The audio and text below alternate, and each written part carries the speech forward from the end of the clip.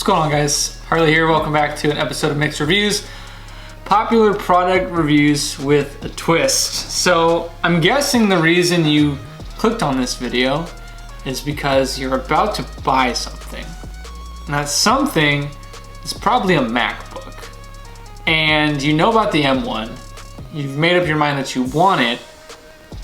But now do you get the Air or do you get the Pro? And that's what we're here to discuss. That's what we're hopefully going to help you make a decision on. Sit back, relax, and let's get started.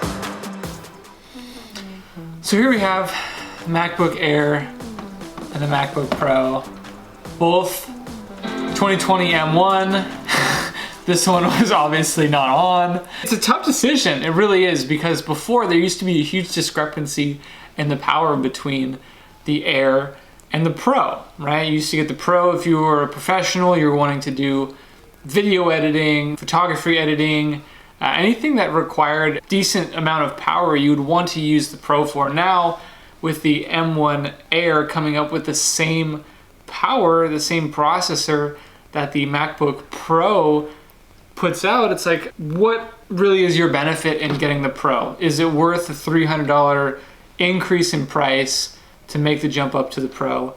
And we're gonna talk about that. First and foremost, they're the same size. Now, the Air used to be a significantly lighter computer, but that's no longer the case. It's only 0.2 pounds lighter than the MacBook Pro. Now, you will get some things with the Pro that you're not getting with the Air, such as the touch bar.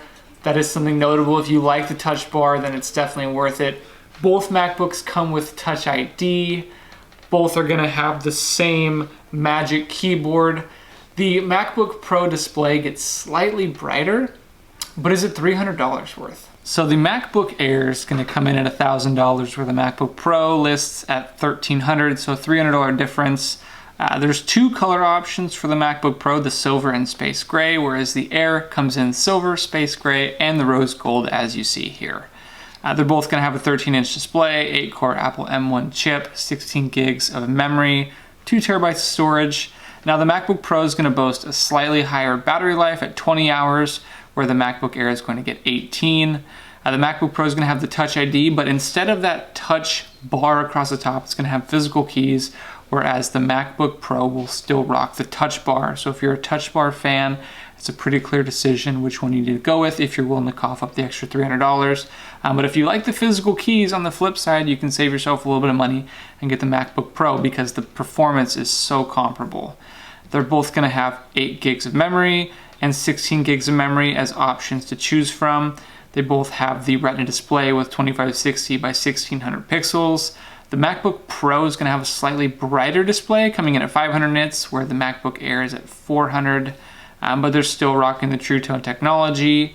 MacBook Pro is slightly bigger, just by the body of it. The MacBook Air is a slightly slimmer design, but the width is exactly the same, the depth is the same. And the MacBook Air is 0.2 pounds lighter.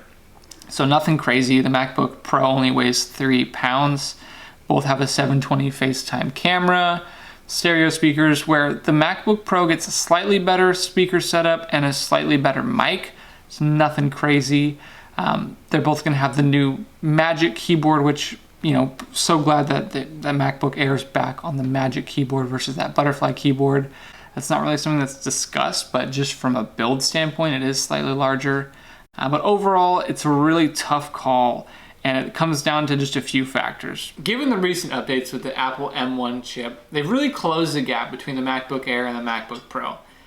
The big leap that you used to get from going to a MacBook Pro is now a lot smaller than it was, and really, it's based on a few different features and functionality pieces that would make somebody want to spend the extra $300 to go to the Pro.